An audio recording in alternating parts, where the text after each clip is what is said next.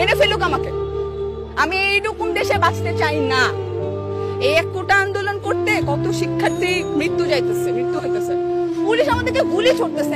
একটা নর্মাল স্বাধীন দেশের মানুষ এখানে আন্দোলন করতেছে, আন্দোলন করার নিয়ম না। এটা কোন নীতিমালা, কোন সংবিধান দেখাইতে পারবে আমাকে একটা পুলিশ? এই সংবিধান আছে, তুমি রাস্তায় স্টে করতে পারবা না। ওয়ার এটা কি আর শুধু কোটার মধ্যে আছে?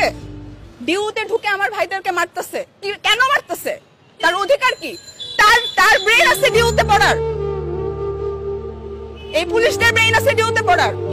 ফাইজলামি করে তারা আমাদের সাথে। অবশ্যই বলতে পারি, সে একটা মেয়েকে মারতে পারে না। কিভাবে সে রংপুরের ছেলেটাকে মারলো? সে এরকম করছে, তাকে গুলি মেরে দিল। তার তো বিশ্বাস আছে যে পুলিশ তাকে মারবে না, তাকে মেরে দিল কিভাবে? How dare there!